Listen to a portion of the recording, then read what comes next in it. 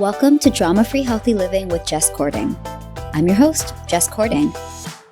I'm a registered dietitian, health coach, and author, and I'm here to help you streamline your wellness routine and establish a sane, more balanced relationship with food and fitness so you can reach your goals without losing your mind.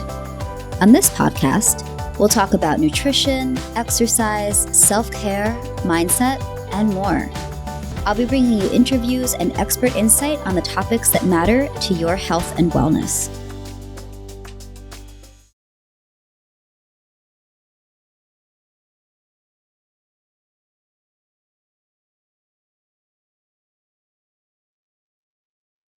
Welcome back to the Drama-Free Healthy Living podcast. I'm your host, Jess Cording, and I'm so excited that you're joining me today. I am doing a little solo episode for you about a topic that I'm charged up about.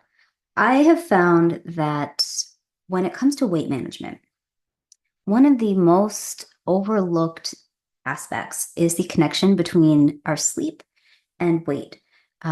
Sleep plays a huge role in metabolism, and yet so often, I've been an RD for over a decade, closer to 15 years now, which is a little scary.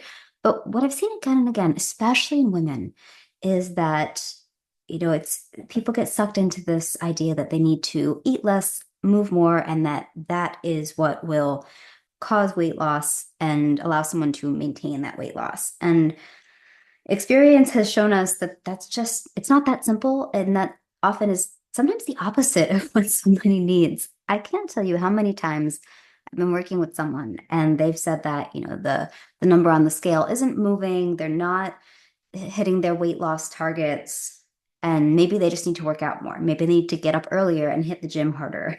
And then I've, said, well, actually, that might not really be what you need. And then they don't listen to me. They do what they're going to do. They continue to not lose weight, in some cases gain weight. But then when I have worked with people who've been willing to prioritize rest, really dial in their sleep and be mindful that they're moving in ways that are supportive of their goals, so this would be a topic for another episode, but things that are supporting strength building, right? Building muscle. They're building in recovery time, and that they're also making sure that they eat enough, especially enough protein, that, and also enough carbs. I have seen that one come up a lot as well. We're well into we've been in a long phase of carb phobia, which is really interesting. I'm curious to see how long this continues, but what really seems to be the magic ingredient is sleep. And listen, I really hate when doctors say, they tell someone, get 7 hours of uninterrupted sleep. And it's like, cool, that sounds great. How do I do that? And if you've been with me a while, you know that I've had my own adventures in insomnia. It's something I've dealt with since I was a child. And it wasn't until I hit my mid-30s that I finally started to understand some of the things that contribute to sleep disturbances and some of the things that can make a meaningful difference. So today, I'm going to share with you a little bit about the connection between sleep and weight, because this is a topic that comes up a lot. I do get a lot of questions about it. I'm also going to share with you some just special considerations for women over 35. This is a big portion of this is the main group of people that I work with and that I support. And yes, I do work with men. I do work with women who are under 35, but the majority of the people I serve are women in that over 35 category. And everybody has the same questions. And I think that it's so easy to feel isolated and feel like you're the only one who doesn't have it together, that you're not doing all the right things. And I'm just trying to tell you that that's not true. You are trying hard enough. I see you. You are doing what you think you're supposed to do. And, I think that we can't compare our journey to someone else's journey. And we have to be mindful of what makes sense for us in our season of life, in our current lifestyle, what our goals are, really taking a more individualized look.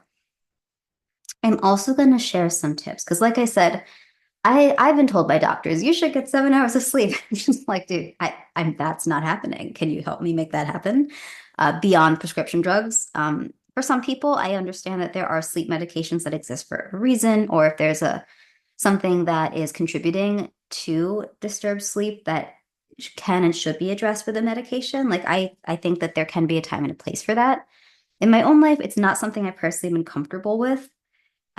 Supplements, that could be a whole episode on its own. I think that is something I'm more likely to explore with my clients. Definitely have explored that in my own life. But I am going to share some lifestyle approaches to helping support better sleep. Some of it, maybe you've heard here and there. Some of it might be totally new to you, but I am going to share some tips. So, okay. So let's just dive in briefly to some of the science here. I'm not going to bore you guys with all the biochemistry stuff. I'm not going to dig too deep into the studies. I don't want to give you more gray hairs. I get those so you don't have to. But what we should know is that, sleep, it's not just about rest, right? It's a critical pillar of overall health, including weight management. So, what's been shown is that poor sleep quality or not getting enough sleep, so insufficient sleep, can affect our hormones, can affect our metabolism, and it can impact behaviors that influence weight. So, okay, so the hormone aspect. Often when we talk about hormones, most people automatically think of reproductive hormones.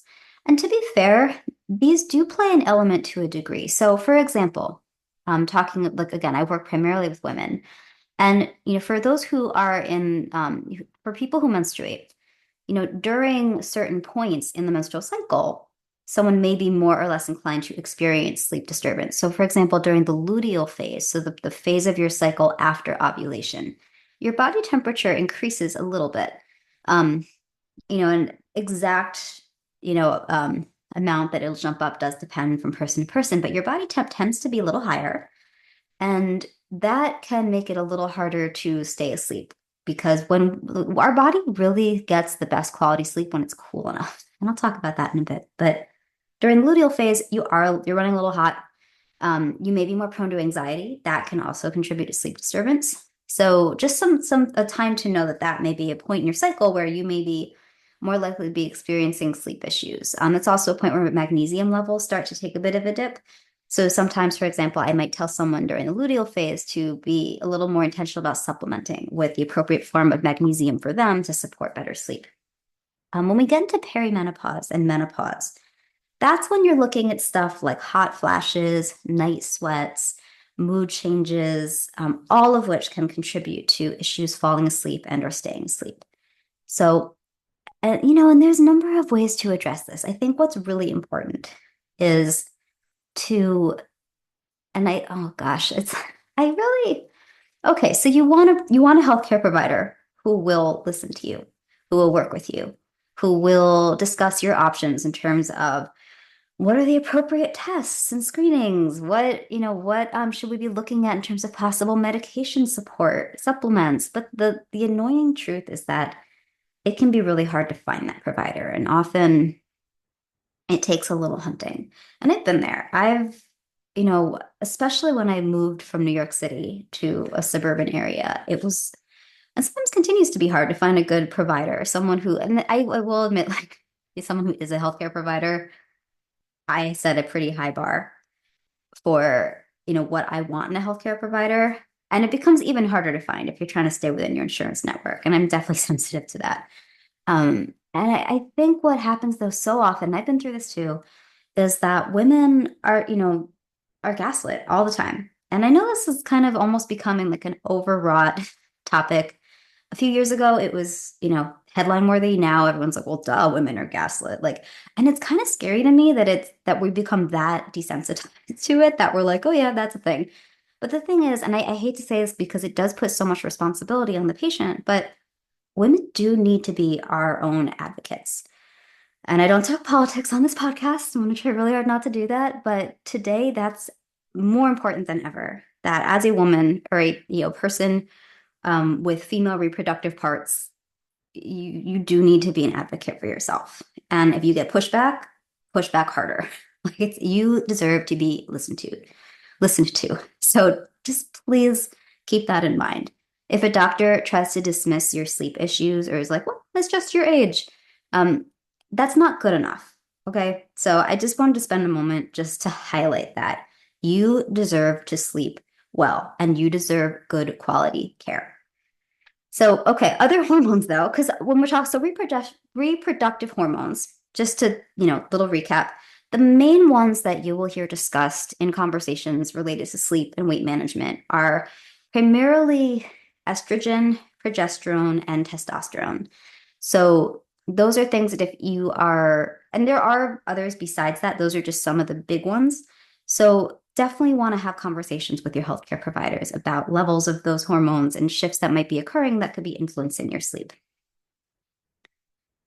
So, other hormones at play, um, if we're looking at sleep, we have, I like to pay some attention to leptin and ghrelin. So, these guys are your quote unquote hunger hormones.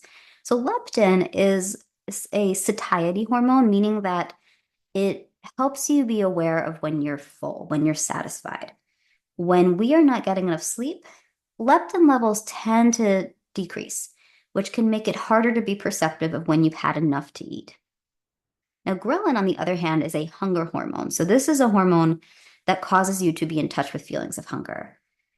So, when you're not getting proper sleep, studies have shown that that leads to increases in ghrelin, which translates into a heightened appetite, making it much harder to in your and I don't know if you've ever had that experience where you had a poor night of sleep and then you are feel extra hungry the next day, or maybe you're dealing with cravings. That can also come up.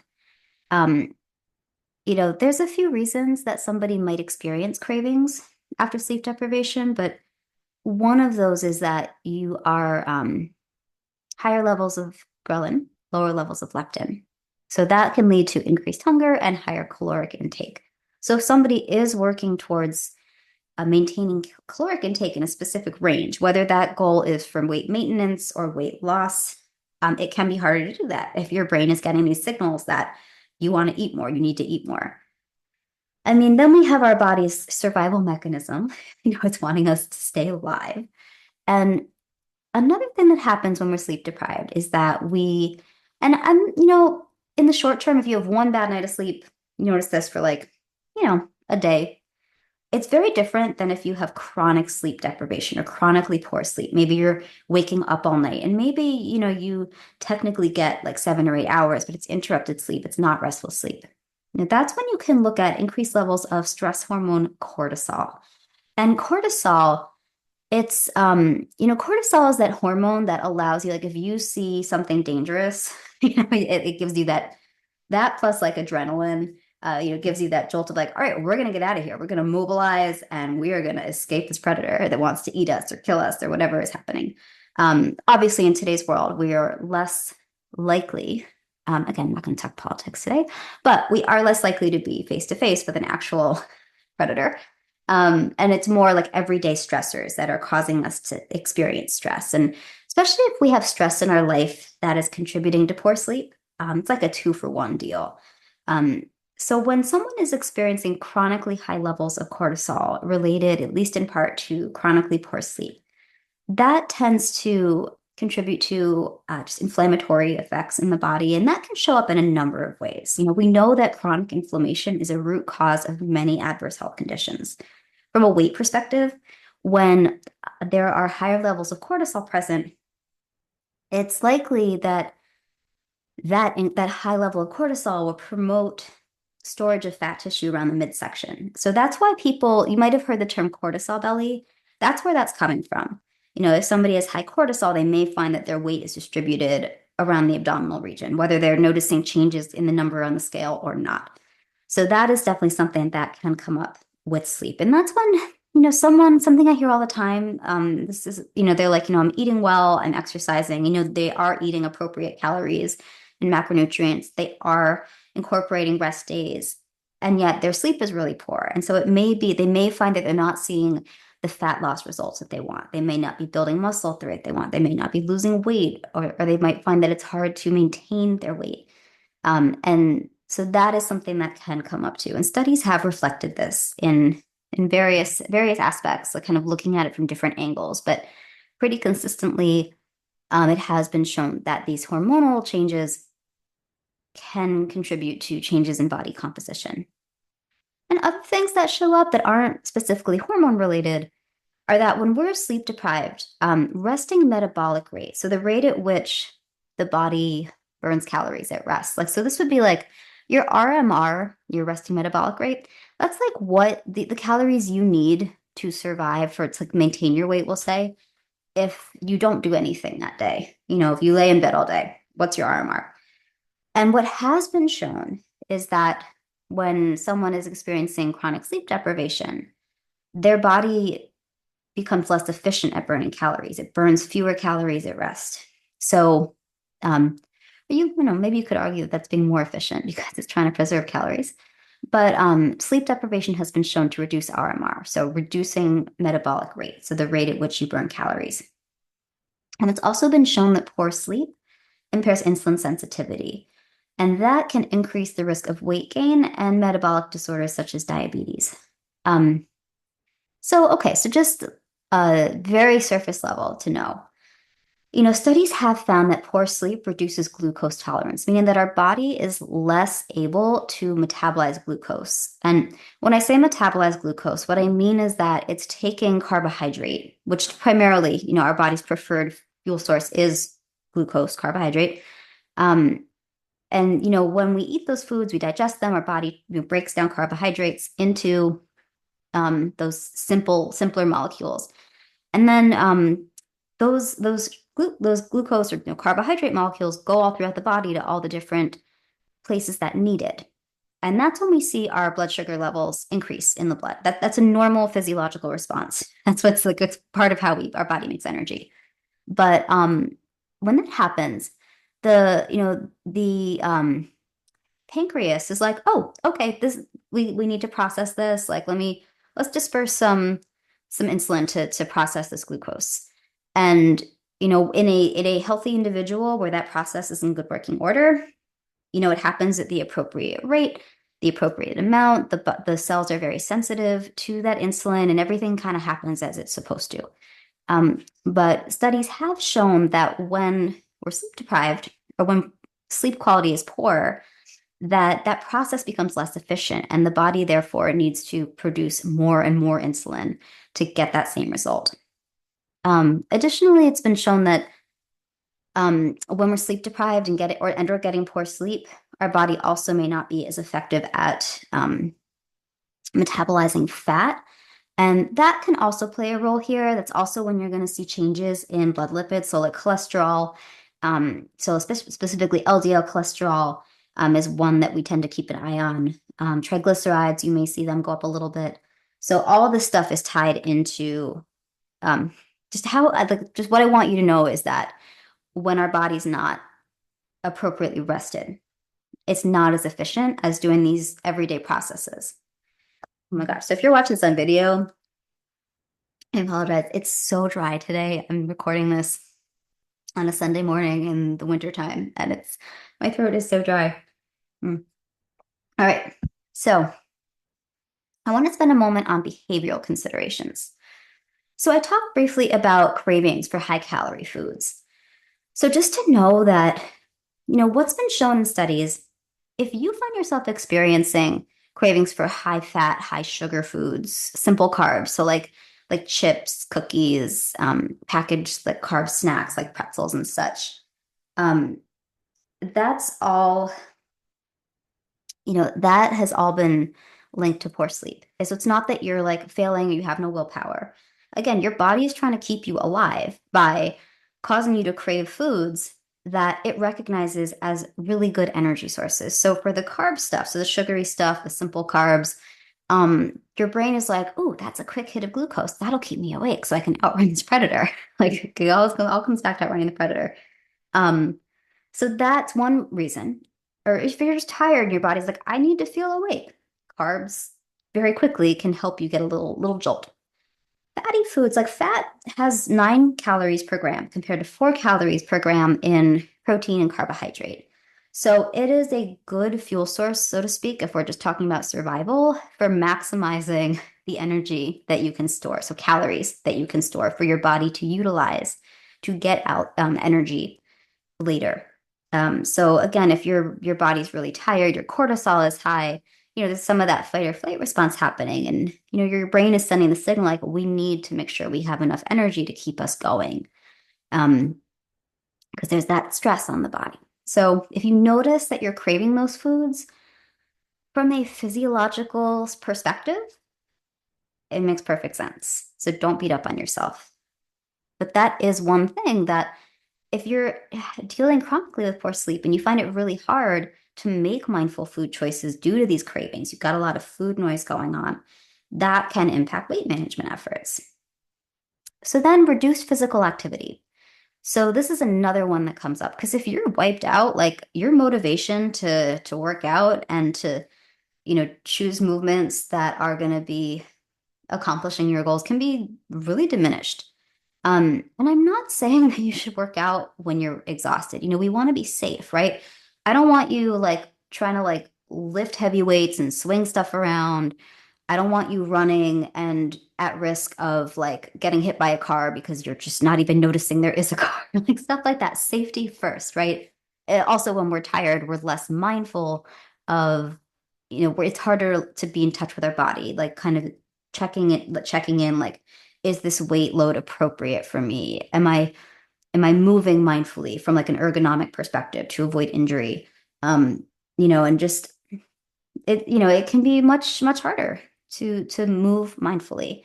And so what I have often seen is that people just don't work out because they're tired. Um, and I think and what I was just sharing are examples of like people who are tired but still work out. So they're like, well, I know I need to. And then, but many other people are like, I'm too tired. I have no motivation. And that's a whole other thing too. And both of these are very human, like not things to beat yourself up about, but to be mindful of it. This is another way that sleep and weight management can be connected. So, okay, some of the ways in which sleep optimization might actually enhance weight loss. So, all these things we've been talking about, when we address the underlying condition that's making it hard to be consistent with healthy habits and making it hard for our body to work efficiently so we can see the results that we want of our efforts, when that underlying cause is addressed, our body's able to do what it needs to do. And that's when we start to see changes. And studies have shown that those who get adequate sleep are more likely to succeed in their weight loss goals. So, for example, one study found that sleep deprived participants lost less fat mass compared to those who slept adequately during a period of calorie restriction. So they were comparing people who were all in a calorie deficit with the goal of weight loss, but they were comparing the groups who had their sleep restricted and groups who were getting appropriate sleep. And those who did not get enough sleep, maybe they lost weight, but they didn't lose as much fat. And from a metabolic perspective, that's really meaningful because the ratio, of fat percentage to muscle percentage plays a really big role. We want to have, we need to have some fat. That is important, and it is different for men and women. But in general, for all across the board, we want to have good muscle mass because that helps boost metabolic rate. It's good for other things too, but today, for our purposes, talking about weight management. So that's really meaningful. So I just want to highlight that, that when you're getting appropriate sleep, that helps your body be more efficient at losing fat mass and therefore influencing, how much lean body mass you have. And if someone's able to introduce strength training in there as getting adequate protein, that can also support building muscle and further boosting metabolism. So what can you do for better sleep? I know I just shared some things about why. So, okay, very basics, sleep hygiene 101. You want to have a consistent sleep routine. Go to bed and wake up at the same time every day, even weekends. If not the exact same time, like within like an hour or a half hour, because it trains your body and brain to recognize when it's time to be asleep, when it's time to be awake. You also want to hack your sleep environment to make it as conducive to rest as possible. So keep your bedroom cool, dark, quiet, free from electronics. And a lot of this has to do with so the coolness, our body really likes cool temperatures for sleep. It helps with supporting homeostasis in the body. And studies have shown that we sleep better in cool environments. So you'll see different things depending on the study, but for like real life purposes, anywhere from like 64 to 67 is optimal, but a little cooler can be great. A little warmer can work for some people. Feel it out and take advantage of tools available to help make your bed, your bedroom cooler. The darkness is important for melatonin levels. So melatonin is a hormone that regulates our sleep cycle. And in order for melatonin levels to rise to the point of being able to promote restful sleep, it needs to be dark.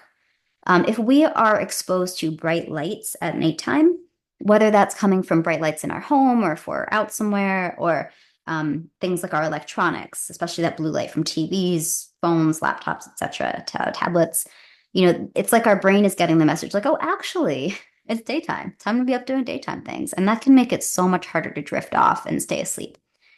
Other things that studies have shown is, and maybe you've had this experience, is that we do best when we avoid things such as alcohol, caffeine, and large meals before bed, all of which can disrupt sleep for different reasons. But with caffeine, I tend to recommend for those who are trying to get a handle on their sleep, keep it to 400 milligrams or less per day. Cut yourself off after about noon. Um, some people might need less caffeine than that. I personally know I do. I used to drink, we won't talk about this today, but I used to drink like maybe 800 to 1,000 milligrams of caffeine a day. And after 30, my body was like, nope, that does not work. Now I have like my one matcha tea in the morning, and I'm good for the day. So you have to pay attention what works for your body. Alcohol, listen, I think that this is something of a bigger conversation, but it is really hard on sleep. So if you're dealing with sleep and you drink alcohol, you're dealing with sleep issues and you drink alcohol regularly, that is definitely something to look at as a possible thing to address. And then heavy meals, that's asking our body to do a lot of work to digest a heavy meal right before bed. So if possible, I do encourage making dinner a smaller meal compared to breakfast and lunch, and aiming to finish eating 2 to 3 hours before bed, ideally. Or if you need a snack, like, keep it something small, easy to digest, like about an hour before bed. And then, of course, we want to address our mental health, right? So our mind body connection there. And going back to the electronics, it's not just about the light that we're exposed to, but it's also what media are we consuming? What messaging are we getting? Is it triggering any anxiety or stress? So as much as you can, like put down the electronics before bed, give yourself some time to wind down.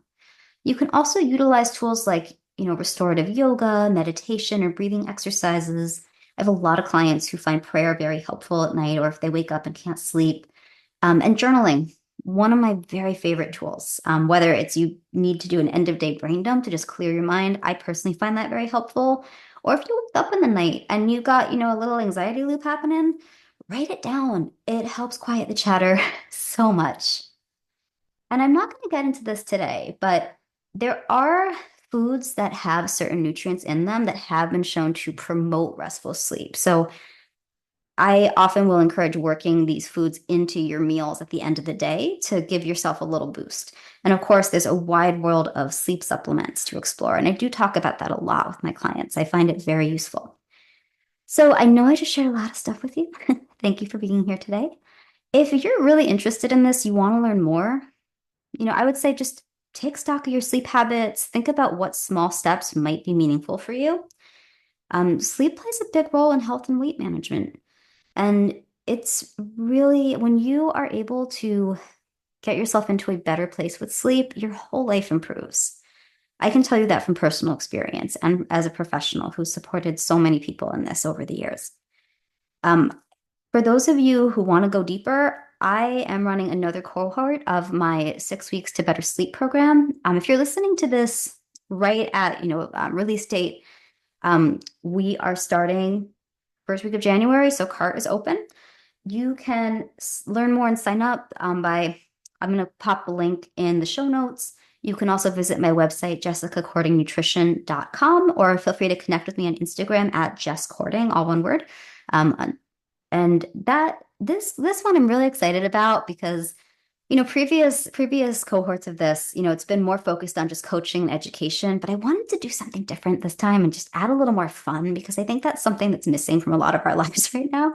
So, in addition to just the regular coaching and education resources, you're also going to enjoy cooking classes and some stretching and meditation classes. And if you're interested in it, access to some individualized resources like one-on-one coaching and distance Reiki to help with relaxation. So, check it out. Reach out to me if you have questions.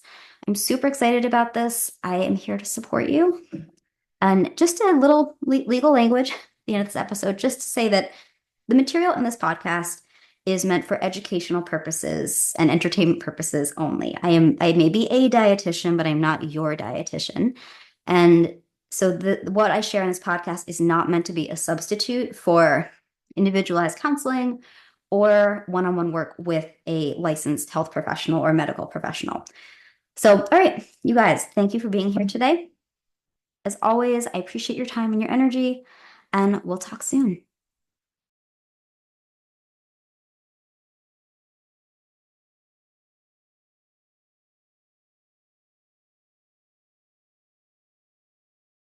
Thank you for listening to Drama Free Healthy Living with Jess Cording. We'll see you next time.